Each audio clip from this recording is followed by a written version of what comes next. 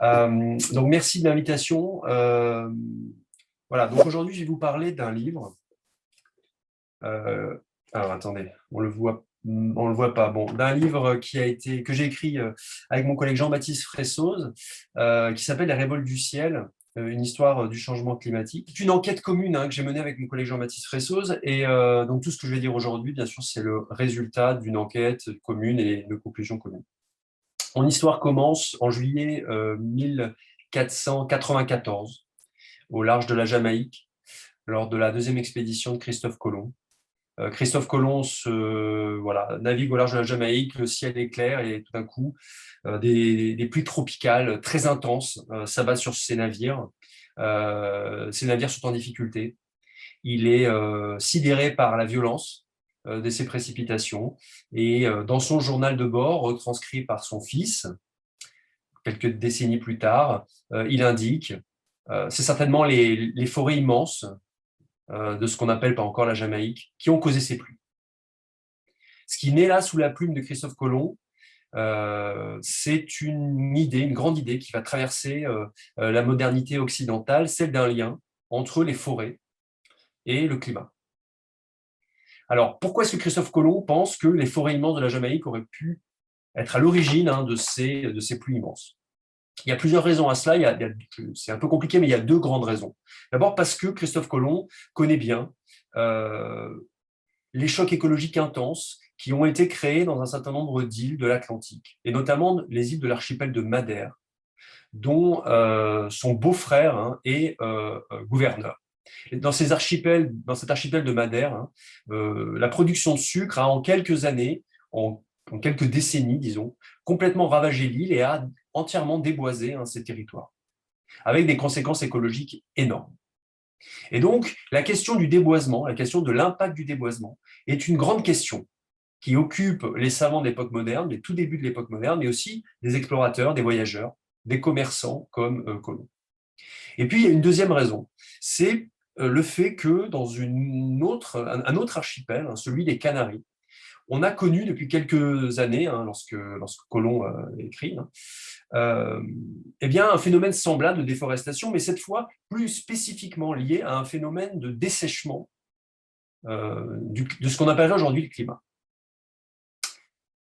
En fait, il y a un certain nombre de récits dès cette fin du XVe siècle qui expliquent que si les Canaries sont aujourd'hui un archipel si sec, c'est parce qu'on a défriché les forêts et qu'on a notamment détruit un arbre mythique, mais qui symbolise le lien entre forêt et climat, et qu'on appelle l'arbre de fer ou l'arbre saint de l'île de Fer.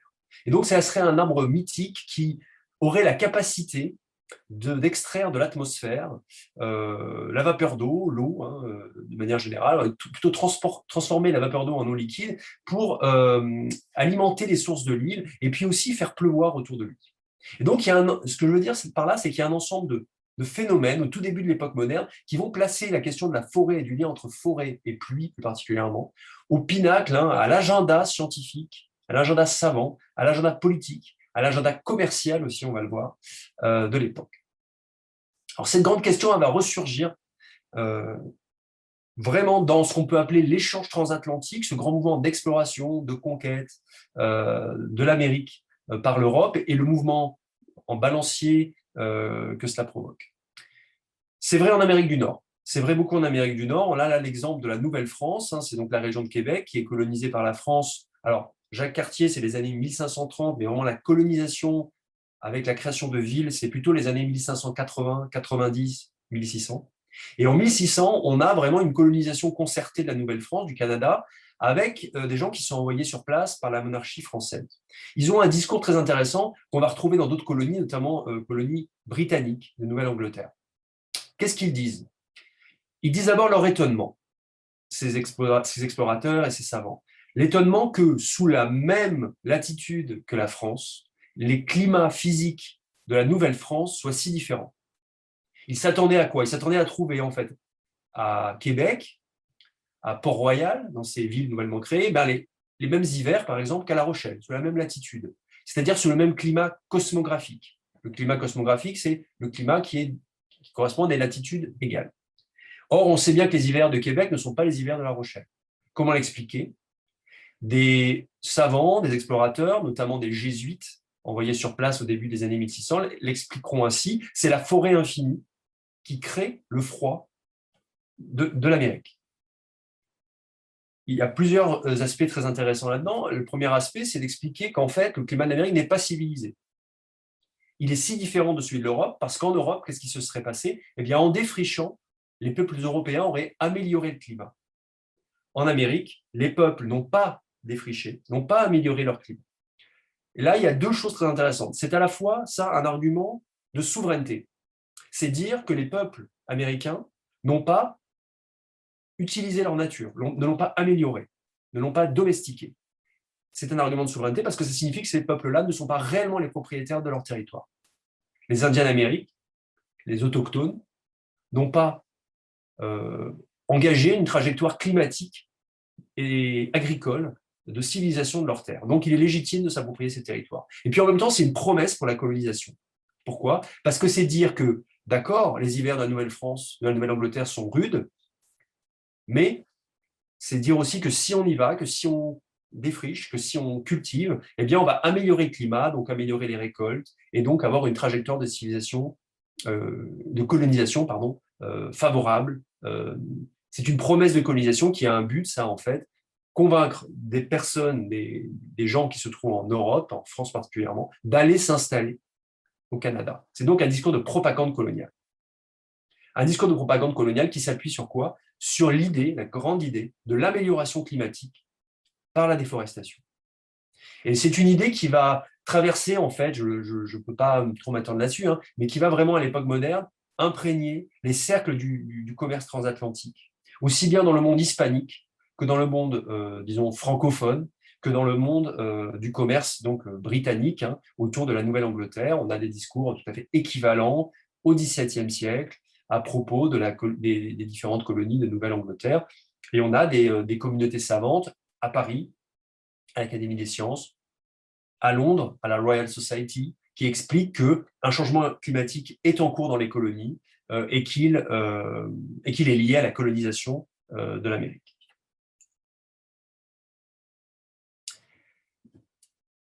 Alors, ça va circuler dans les empires et ça va se fixer tout particulièrement dans une colonie insulaire française de l'océan Indien, qui aujourd'hui est connue sous le nom de l'île Maurice, mais qui à l'époque était connue sous le nom de l'île de France.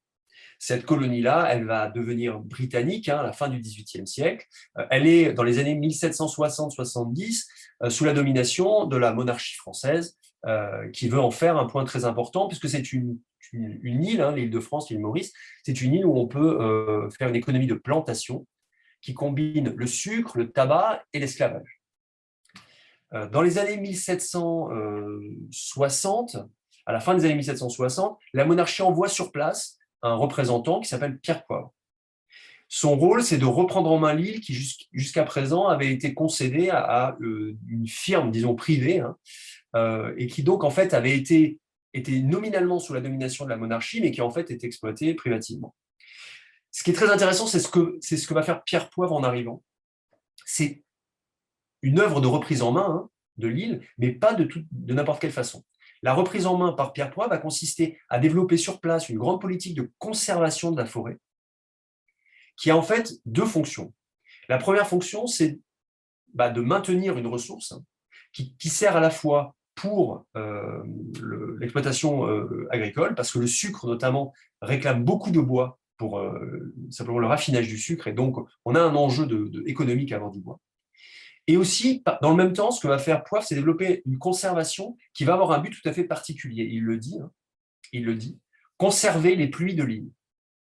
Ce qu'explique Pierre Poivre, ce n'est plus que la colonisation a amélioré, ou peut améliorer le climat et entretenir les pluies. Mais là, ce qu'on a, c'est l'expression d'une angoisse. L'angoisse selon laquelle, l'idée selon laquelle, en exploitant les forêts, en détruisant les forêts de façon excessive, on a fait disparaître les pluies de l'île et que ça pourrait mener à une dégradation agricole qui serait catastrophique. Avec derrière, je ne peux pas trop m'y arrêter non plus, mais la grande idée qui est très forte, une idée qui est très forte jusqu'à la fin du 19e siècle, c'est l'idée de la dégénération des colons, la peur que les colons en fait, engagés sur place ne dégénèrent sous l'effet des climats. Donc la grande idée qui est derrière aussi, c'est que si on dégrade les climats par la déforestation, on risque de dégrader la santé même des colons. Puisque je rappelle qu'on est à une époque où la médecine est néo-hippocratique, c'est-à-dire à une époque où la médecine, en fait, explique que les états de santé et de maladie sont causés par le climat. Et ça, c'est très, très important. Ça rend la question des changements climatiques vraiment une question, ça en fait une des questions fondamentales, une question vitale, puisqu'il y a l'idée même que des nouvelles épidémies, des nouvelles maladies peuvent se développer en rapport avec des changements de climat.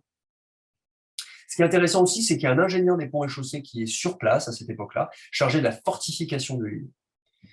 Cet ingénieur des ponts et chaussées, c'est Bernardin de Saint-Pierre, que vous connaissez peut-être comme un écrivain romantique. C'est celui qui a écrit Paul et Virginie. Il est aussi l'auteur de nombreuses œuvres naturalistes, dont des études de la nature, publiées dans les années 1780, en 1784.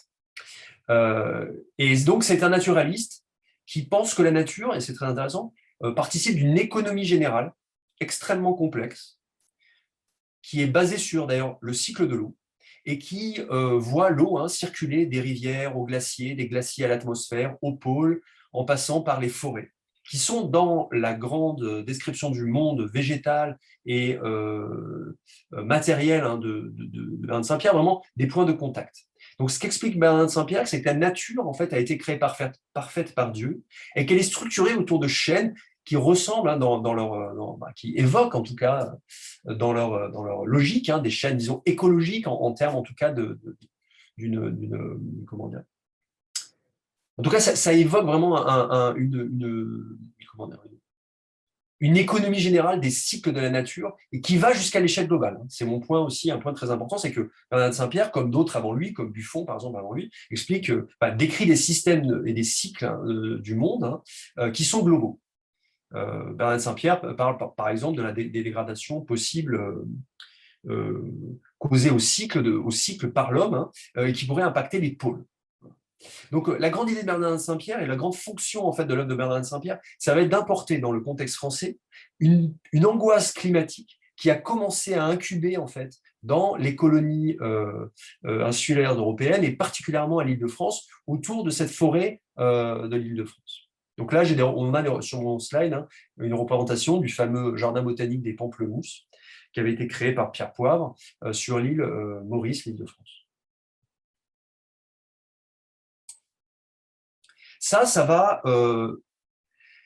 cette idée, cette angoisse de la dégradation qui a commencé à se cristalliser dans l'œuvre de Bernardin de Saint-Pierre, elle va vraiment exploser au moment de la Révolution française, qui va politiser la question des changements climatiques causés par l'homme de façon vraiment extrêmement forte. Donc, je ne vais pas trop m'arrêter là-dessus parce que je voudrais plutôt insister sur la dimension forêt tropicale qui intervient dans notre livre, mais qui intervient par moment et qui ensuite prend moins d'importance. Et on passe finalement d'un écosystème forestier à un autre dans le livre parce qu'on a des moments d'exacerbation de ces questions de changement climatique anthropique qui s'appliquent à différents espaces-temps. Là, on est sur une forêt, la forêt française. La Révolution met en avant le bilan, dit-elle, désastreux de la monarchie en termes de conservation forestière, en disant que la monarchie a dégradé les forêts de la France. Pourquoi ? Parce que la monarchie vient donner des charges d'administrateurs des forêts et de responsables de l'administration des forêts, des charges qu'on achetait. Donc, la Révolution pointe l'incompétence des administrateurs des eaux et forêts. Il pointe aussi l'amour du luxe. Les révolutionnaires pointent l'amour du luxe, l'amour de la guerre, de la monarchie qui a dégradé le patrimoine forestier de la nation. Qu'est-ce que disent les révolutionnaires? C'est que la monarchie a non seulement dégradé du coup les forêts, mais reprenant Bernardin de Saint-Pierre et Pierre Poivre, explique que la monarchie a dégradé le climat de la France. Et donc, c'est une mise en accusation directe de l'héritage environnemental de la monarchie, auquel on assiste durant les débats de l'Assemblée nationale, la première Assemblée nationale. Donc, on a retrouvé avec Jean-Baptiste, dans les débats de l'Assemblée nationale, celle des années 1790, des mises en accusation de la monarchie pour son action en termes de changement du climat. Ça va être une des grandes questions du premier 19e siècle, qui va rebondir de décennie en décennie. Je ne peux pas détailler, mais la question de l'héritage environnemental de la monarchie, puis de la Révolution, sous l'angle du climat et sous l'angle de la forêt, ça va être un des grands débats politiques du premier 19e siècle. C'est du moins ce qu'on essaie de démontrer dans le bouquin.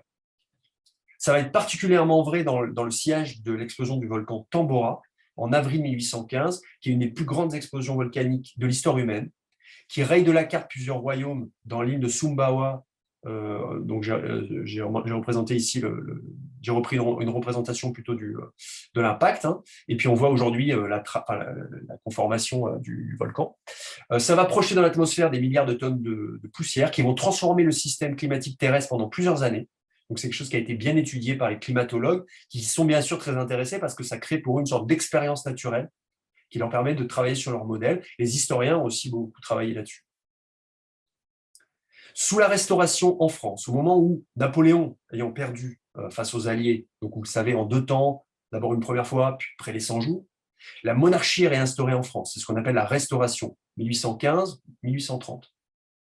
Qu'est-ce qui se passe à ce moment-là? C'est vraiment le moment où le débat sur les forêts et le climat va être porté à son comble. Pourquoi? Parce que je ne rentre pas trop dans les détails, mais ce qui se passe, c'est que la monarchie restaurée a besoin de vendre des forêts nationales pour rembourser les dettes, parce qu'elle a accepté de payer des réparations de guerre.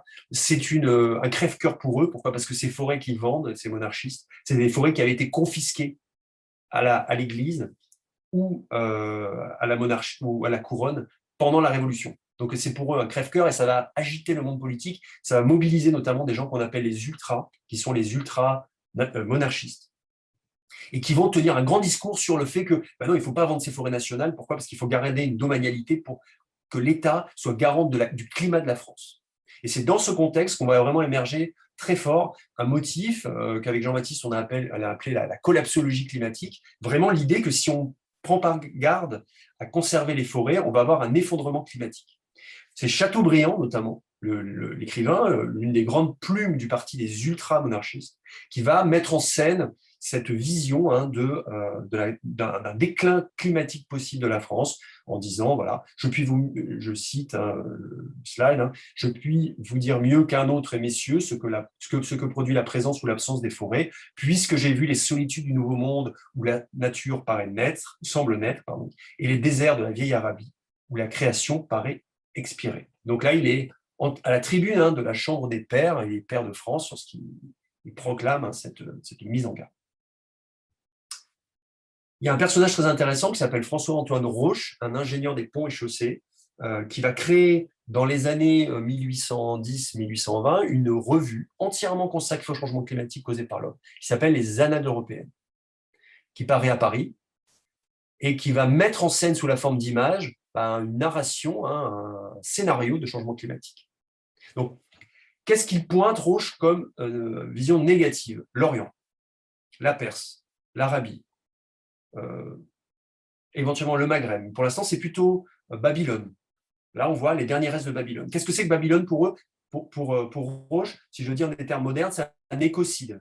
C'est un collapse à la Jared Diamond. C'est une civilisation qui a dégradé les forêts au point où leurs ruines, en fait, plutôt, leurs cités ont été ruinées et les ruines se trouvent maintenant dans le désert. Alors qu'évidemment, ils n'auraient pas construit une cité dans le désert. Donc, c'est vraiment des traces. On lit dans l'archéologie, on lit dans les récits des orientalistes une collapsologie climatique et c'est une mise en garde. Attention, c'est ce que pourrait devenir la France. Et dans le même temps, et là je reconnais que sur le tropical, ce que va faire Rauch, c'est mettre en avant un modèle, et c'est l'Amazonie de Charles de Clarac, avec cette image très fameuse qui a été en fait d'abord un croquis de Charles de Clarac dans une mission diplomatique au début de la Restauration, puis ensuite une eau forte reproduite par Claude François Fortier, qui va devenir très très célèbre dans les années 1810 et 1820, et que Rauch reproduit en disant, voilà, qu'est-ce que c'est que ça? Ce n'est pas comme... Alors Buffon, grand naturaliste de la fin du XVIIIe siècle, qui disons, donnait le là jusqu'à présent, Buffon disait, l'Amazonie, finalement, c'est un lieu délétère, humide, qui mène les êtres à dégénérer. Rauch renverse complètement ça en disant non, en fait, c'est la nature telle qu'elle a été créée parfaite au commencement. C'est un modèle, en fait, dit Rauch. C'est une sorte de modèle qui doit permettre de comprendre, en fait, ce que le plan divin prévoyait en termes de circulation, notamment de l'eau, des racines au sol, des rivières aux racines, des arbres à l'atmosphère, de l'atmosphère au pôle. Donc, c'est vraiment il y a chez Roche vraiment l'idée que l'Amazonie, et les êtres qui peuplent l'Amazonie hein, sont dans une forme comment dire, d'état premier qu'on doit observer avec intérêt scientifique, mais aussi avec nostalgie. Il y a vraiment une idée de l'Amazonie, d'une nostalgie de l'Amazonie, en fait, qui doit nous inspirer une forme de nostalgie. Et d'ailleurs, dans les années européennes, il explique très clairement qu'on doit regretter hein, ces vastes forêts qui peuplaient qui peuplaient la France hein, de jadis. Hein. Et on doit d'autant plus les regretter qu'on peut contempler hein, ce qu'était la nature des origines, celle de l'Amazonie. Je rappelle que c'est au même moment hein, que se structure vraiment, fin 18e, début 19e, le grand topos des îles paradisiaques de l'Océanie. Donc c'est vraiment un moment où se structurent des grands topos, en fait, disons socio-écologiques, pour parler comme aujourd'hui, des grands topos qui nous parlent de la nature, mais qui nous parlent aussi d'une forme comment dire, qui nous parlent des mœurs, évidemment, aussi, et de la morale des habitants qui occupent ces contrées. Alors, ce qui est intéressant aussi, c'est qu'un peu plus tard, il y a un autre rapport à la forêt tropicale qui va s'instaurer dans l'imaginaire occidental et aussi dans la science occidentale, et c'est la grande question du charbon, en fait. Qu'est-ce qui se passe dans les années 1820-1830 ? On exploite énormément de filons de charbon, et de plus en plus. On trouve de plus en plus de plantes fossiles. Mais quand les naturalistes du Jardin des Plantes ou les naturalistes de Kew, du Kew Garden, du Jardin des Plantes impérial à Londres, découvrent des plantes tropicales dans les filons de charbon en Angleterre, en France, on a une espèce de révolution dans la botanique. Et une grande question, ça va être comment rendre compte du fait qu'on retrouve des fougères, des plantes qu'on retrouve quasiment à l'identique dans des régions aujourd'hui tropicales, je ne sais pas, à Melun, à Meaux, autour de Valenciennes ou dans les bassins houillers de l'Angleterre. La grande question, on va avoir un ensemble de théories qui vont être développées pour expliquer cela, notamment un certain Adolphe Brongniart, qui va très grand, un des fondateurs de ce qu'on appelle la paléobotanique, qui est plus difficile hein, que la paléozoologie, parce qu'il est difficile de retrouver des structures fossilisées de végétaux qui permettent de caractériser les végétaux dans le cadre de la taxonomie linéenne. Donc c'est très difficile pour eux, la paléobotanique, mais ils ont quand même des théories qui expliquent ça, notamment la théorie de Brongniart qui va dominer beaucoup le 19e siècle, qui va expliquer que dans le passé, la Terre avait une atmosphère très chargée en CO2, était très chaude, et que c'est une végétation de type tropical qui a permis d'extraire de l'atmosphère du CO2 et de rendre progressivement la Terre moins chaude, plus habitable parce que moins riche en CO2. Donc c'est une histoire de la Terre qui explique que dans le passé, la végétation tropicale a permis en fait de rendre la Terre habitable pour l'espèce humaine. Et on va avoir, et c'est un point aussi important, dans le monde britannique surtout, une grande idée que ces forêts, donc ce qu'on appelait les coal forests, les forêts charbonnières du Carbonifère, hein, sont en fait ont été une sorte était une végétation providentielle. Il y a vraiment l'idée que ce qui s'est passé, c'est que Dieu, donc là, il y a une dimension religieuse très forte, hein, Dieu a en fait préparé l'avènement de la civilisation industrielle britannique comme dominatrice en quelque sorte en créant sur son sol, dans un passé lointain, des forêts qui ont permis en fait des milliers, des millions d'années plus tard d'exploiter le charbon. Donc il y a vraiment l'idée une idée un providentialisme hein, qui a fait de la nation britannique, dans cette idéologie hein, elle-même britannique, qui a fait de la nation britannique la récipiendaire d'un cadeau hein, qui est ces forêts, on disait ces forêts pétrifiées, ou ces forêts du sous-sol, que sont les forêts du Carbonifère, ces forêts tropicales désormais sur le sol britannique. Alors cette idée hein, du rapport entre changement climatique, j'y reviens, et forêt, va être très très forte dans les empires au 19e siècle. C'est notamment vrai dans l'Empire français, dans le Maghreb, dans le Sahel, mais c'est aussi très vrai dans l'Empire britannique. Là j'ai mis une image, hein, c'est la colonie de Birmanie dans les années 1920, avec vraiment dans le monde britannique des forestiers qui sont aux premières loges de la colonisation. C'est vraiment en France aussi, hein, dans le cas de l'Empire français, c'est vrai aussi. Le service forestier est vraiment, ce sont les fantassins de la colonisation. C'est parfois les premiers à vraiment prendre une maîtrise sur les territoires. Et il y a chez eux l'idée très très forte selon laquelle les autochtones dégradent leurs forêts, avec l'idée que cette dégradation a déjà induit des changements climatiques. C'est très vrai dans le Maghreb, mais c'est vrai aussi en Inde, où le service forestier britannique qui veut prendre une mainmise sur les forêts essaie d'encourager à la fois la mise en exploitation des bois tropicaux, notamment du teck, mais aussi qui impose des restrictions très fortes des droits d'usage des communautés, notamment en termes de pratiques de l'écobuage, mais pas seulement, des restrictions très fortes des pratiques d'usage des communautés au nom de la conservation forestière et climatique. Donc c'est une question très forte, et la régulation en fait des forêts, la mainmise toujours partielle, hein, parce qu'elle est toujours partielle, des coloniaux sur les forêts dans les empires français et anglais, eh bien, elle est très tributaire de cette grande théorie d'un changement climatique qui serait causé par la déforestation.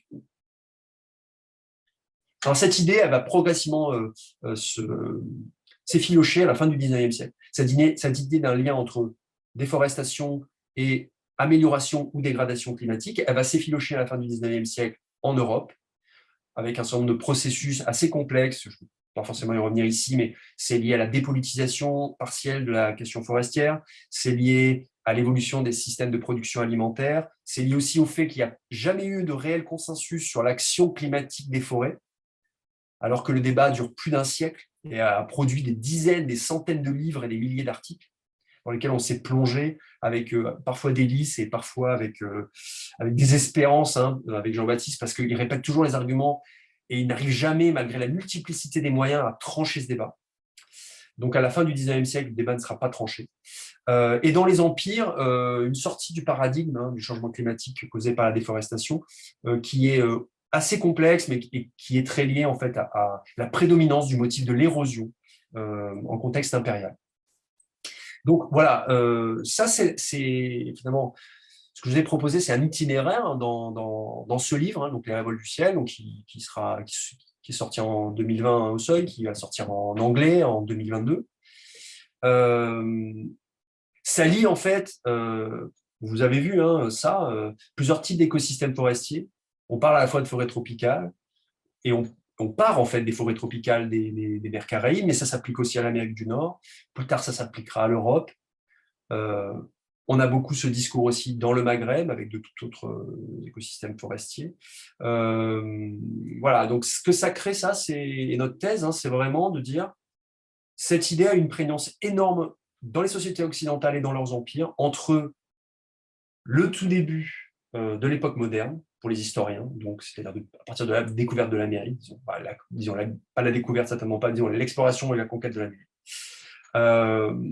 jusqu'à la fin du 19e siècle en Europe, jusqu'aux années 1945-50 dans les empires.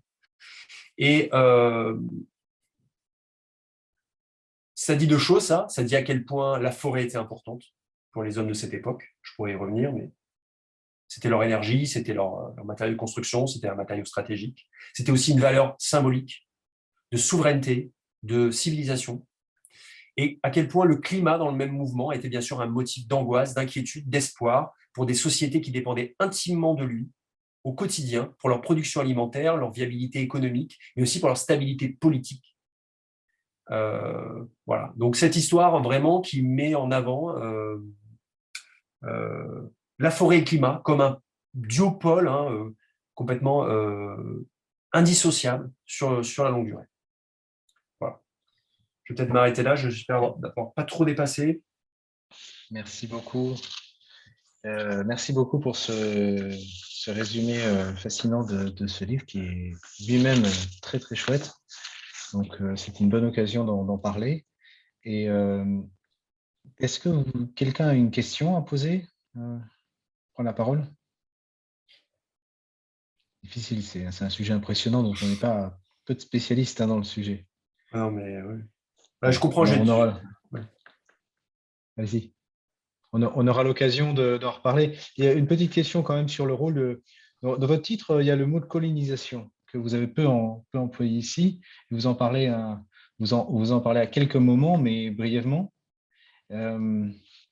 Comment Quel rôle a joué la forêt dans la colonisation? Alors, je sais que c'est une nouvelle 25 minutes pour répondre à ces questions-là, mais brièvement, quel rôle la forêt a-t-elle joué quoi, dans la colonisation, en tout cas en France?